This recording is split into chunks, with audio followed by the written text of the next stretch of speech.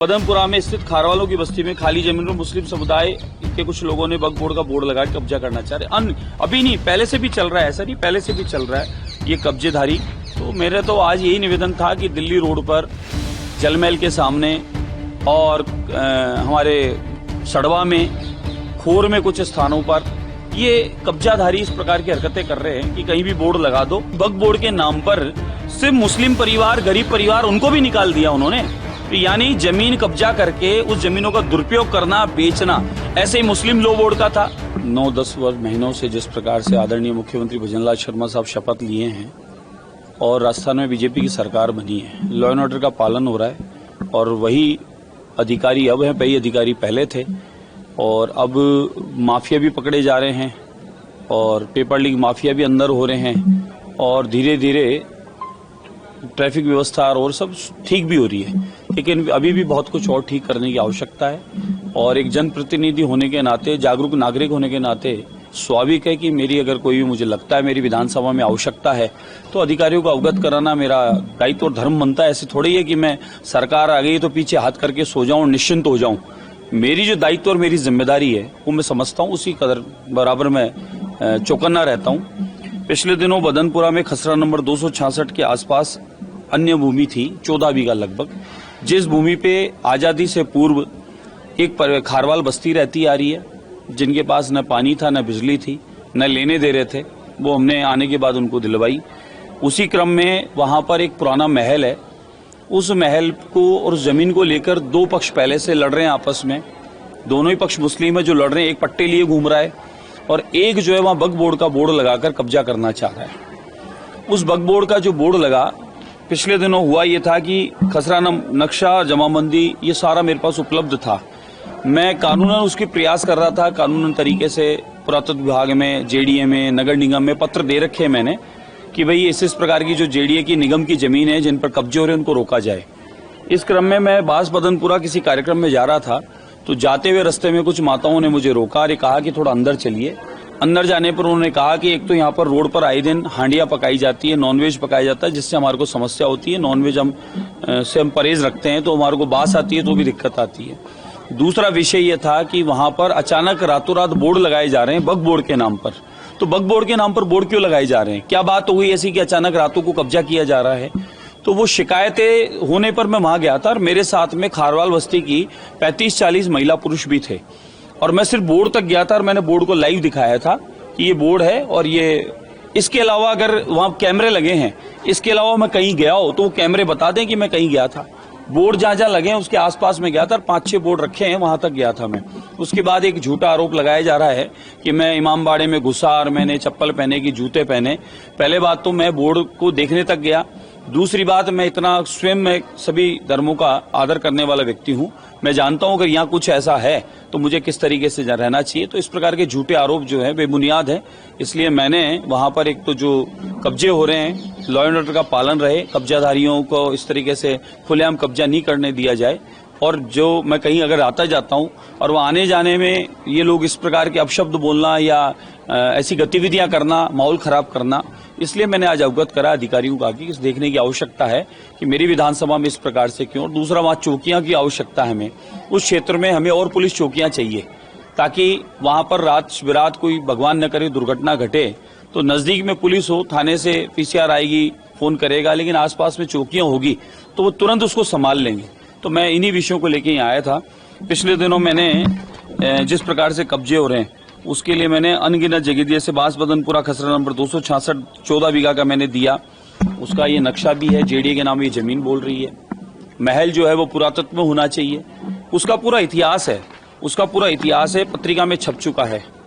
ये देखिए, और कई पेपरों में, भास्कर में भी छपा था, पत्रिका में छपा था, कई मीडिया ने दिखाया था, इतिहासकारों ने लिखा है बास बदनपुरा में कभी था जाट महाराजा बदन सिंह का महल।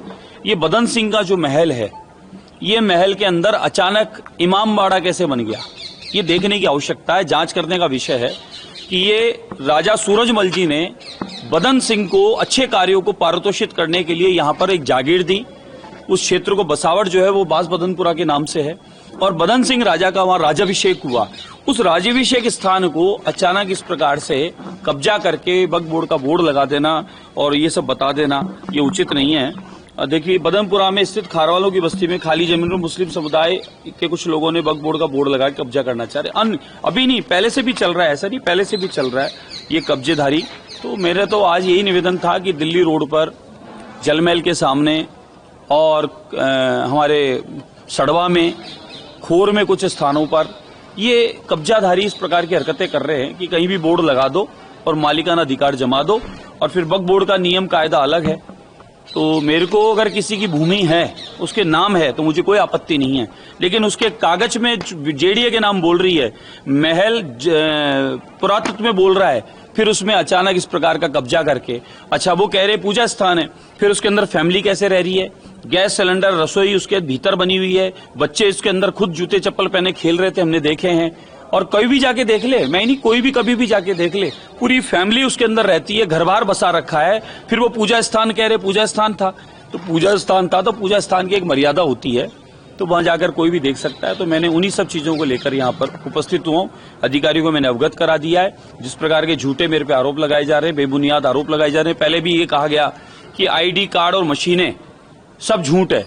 अब देख लीजिए, आप रोज पकड़े जा रहे हैं, प्रतिदिन पकड़े जा रहे हैं। मैं कह रहा हूं अगर इसका जांच अभियान चला देंगे तो हजारों लाखों इस प्रकार के राजस्थान में मिलेंगे जो फर्जी आइडियां बनाकर यहां रह रहे हैं। हमने कहा था कि आइडियां कांग्रेस के टाइम में वो थी, हमारे जायदा मंत्री थी, उनके समय में आइडिया वितरण की गई थी।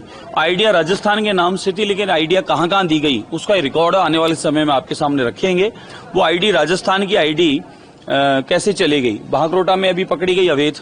भागरोटा में मैं पुलिस थाना भागरोटा को धन्यवाद देता हूं, और दूसरी SIT टीम को धन्यवाद देता हूं, साइबर को धन्यवाद देता हूं, वहां के बड़े अधिकारी SP इत्यादि को धन्यवाद देता हूं कि उन्होंने ये बड़ा अच्छा काम किया कि ID सेंटर कहां से बना। एक सलीम नाम का चांदपोल में बना रहा है ID, और ID वाले जिनके पास मिली वो बांग्लादेशी मिले। ऐसे ही चोमू पे पकड़े गए, इसी प्रकार से देवन रोड शाहपुरा में पकड़े गए, और इस प्रकार से हमने भी पकड़े थे, उनकी भी जांच होनी चाहिए। और एक कार्टून भर की आईडियों का हमने लाइव दिखाया है, एक कार्टून भर की आईडी का वहां था। वो आईडियां इतनी सारी क्यों रख रखा है, कार्टून भर की आईडी का क्यों रख रखा है, जांच होनी चाहिए उसकी, क्यों नहीं जांच हुई अब तक।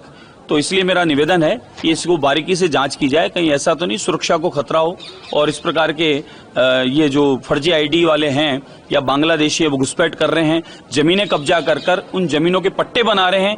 मेरे को ध्यान अच्छे से कि 2-3 महीने पहले एक दिल्ली रोड से ऐसे मुस्लिम परिवार आए थे बहुत सारे, और मैंने लाइव किया था। उन्होंने एक शिकायत की थी कि हमारी जमीन पर हम रहते आ रहे हैं, अचानक वक्फ बोर्ड ने बोर्ड लगा दिया और हम गरीबों को बाहर कर दिया। अब उन जमीनों पर वो पट्टे काट रहे हैं, कोई स्कूल के नाम पर काट रहा है, कोई फैक्ट्री के नाम पर काट रहा है, कोई किस नाम से काट रहा है। आप सोचो कि वक्फ बोर्ड के नाम पर सिर्फ मुस्लिम परिवार, गरीब परिवार, उनको भी निकाल दिया उन्होंने। तो यानी जमीन कब्जा करके उस जमीनों का दुरुपयोग करना, बेचना। ऐसे ही मुस्लिम लॉ बोर्ड का था, आदरणीय हमारे किरोड़ीलाल जी साहब ने भी इसको लेके आए थे आप लोगों के सामने। उन्होंने भी इसी प्रकार से दिल्ली रोड पे और आमेर के क्षेत्र में अनगिनत कब्जे वाली जमीनों को उन्होंने बेच खाए। और तो एक मंदिर की जमीन है जिस पर भी लॉ बोर्ड ने अपना कब्जा करके, मुस्लिम लॉ बोर्ड ने, और उस पर भी अपना पट्टे अट्टे आपस में बांट लिए। ये ऐसा नहीं है कि सिर्फ खाली ये कुछ लोग ऐसे हैं जो षड्यंत्रकारी हैं, जमीनों पर कब्जा करते हैं, वहां कोई हिंदू हो कि मुस्लिम हो, ये उनको बेदखल कर देते हैं और उन जमीनों का दुरुपयोग करते हैं। तो मेरा निवेदन था कि इनकी जांच होनी चाहिए, पुरातत्व विभाग को, JDA को, नगर निगम को इनकी जांच करनी चाहिए, और वो जमीनें जो कब्जा ली गई है वो निकलवाने की आवश्यकता है।